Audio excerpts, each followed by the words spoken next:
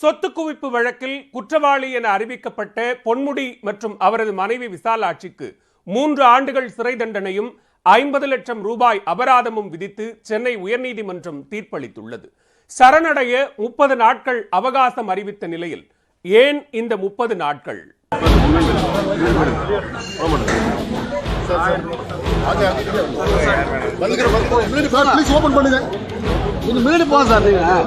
இரண்டாயிரத்து 6ஆம் ஆண்டு முதல் 2011ஆம் ஆண்டு வரையிலான திமுக ஆட்சியின் போது உயர்கல்வித்துறை மற்றும் கனிம வளத்துறை அமைச்சராக இருந்தவர் பொன்முடி. வருமானத்திற்கு அதிகமாக சொத்து சேர்த்ததாக ஜெயலலிதா தலைமையிலான அரசு பொன்முடிக்கு எதிராக சொத்து குவிப்பு வழக்கு தொடர்ந்தது. அதன்படி வருமானத்திற்கு அதிகமாக 1,75 லட்சம் ரூபாய் அளவுக்கு சொத்துக்கள் சேர்த்ததாக லஞ்ச ஒழிப்புத்துறை தரப்பில் குற்றப்பத்திரிகை தாக்கல் செய்யப்பட்டது. இந்த வழக்கு விழுப்புரம் சிறப்பு நீதிமன்றத்தில் நடந்து வந்த நிலையில் பொன்முடி, அவருடைய மனைவி விசாலாட்சி இருவரின் மீதான குற்றச்சாட்டிற்கு போதிய ஆதாரமில்லை என்று 2016ஆம் ஆண்டில் இருவரும் விடுதலை செய்யப்பட்டனர். இதை எதிர்த்து லஞ்ச ஒழிப்புத்துறை சார்பில் சென்னை உயர்நீதிமன்றத்தில் 2017ஆம் ஆண்டு எடப்பாடி பழனிசாமி முதலமைச்சராக இருந்த காலகட்டத்தில் மேல்முறையீடு செய்யப்பட்டது. இந்த வழக்கு விசாரணை 5 ஆண்டுகளுக்கு மேல் நடந்து வந்தது. பொன்முடி, அவரது மனைவி உள்ளிட்ட இருவரையும் விடுதலை செய்து சிறப்பு நீதிமன்றம் பிறப்பித்த தீர்ப்பை நீதிபதி ஜெயச்சந்திரன் ரத்து செய்து கடந்த 19ஆம் தேதி தீர்ப்பளித்தார். இருவரையும் குற்றவாளிகள் என அறிவித்த நீதிபதி தண்டனை விவரங்களை தெரிவிப்பதற்காக வழக்கின் விசாரணையை 21ஆம் தேதி வியாழனன்று தள்ளி வைத்திருந்தார். அப்போது பொன்முடி, அவரது மனைவி விசாலாட்சி நேரிலோ அல்லது காணொலி காட்சி வாயிலாகவோ ஆஜராக உத்தரவிட்டிருந்தார். அதன்படி சென்னை உயர்நீதிமன்றத்தில் சொத்து குவிப்பு வழக்கு தொடர்பாக நீதிபதி ஜெயச்சந்திரன் முன்பு அமைச்சர் பொன்முடி மற்றும் அவரது மனைவி விசாலாட்சி இருவரும் நேரில் ஆஜராகினர். அவர்களிடம் தண்டனை விவரம் குறித்து நீதிபதி கேள்வி எழுப்பினார்.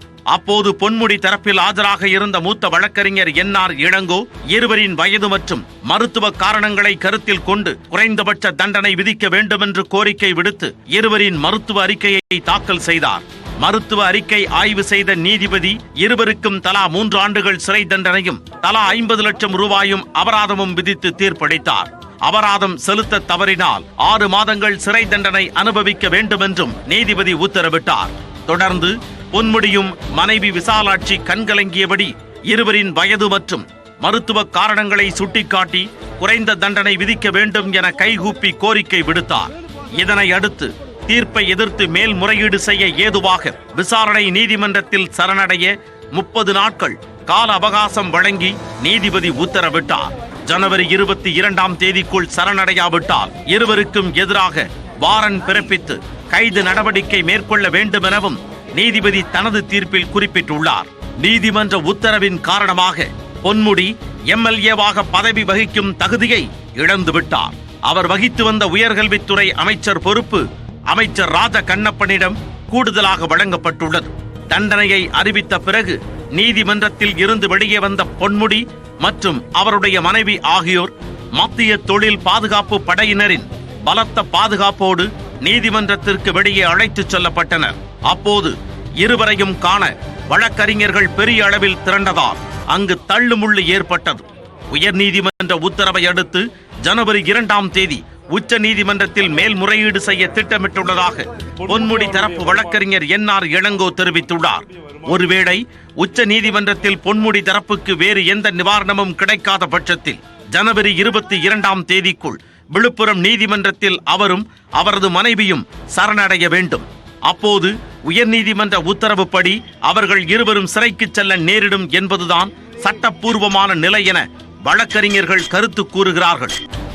ஏற்கனவே அமைச்சர் செந்தில் பாலாஜி அமலாக்கத்துறை அளித்த புகாரில் சிறையில் உள்ள நிலையில் மேலும் ஒரு அமைச்சர் நீதிமன்றத்தால் தண்டிக்கப்பட்டு பதவியை இழந்திருப்பது திமுக அரசுக்கு பின்னடைவை ஏற்படுத்தி இருப்பதாக அரசியல் பிரமுகர்கள் தெரிவித்துள்ளனர்.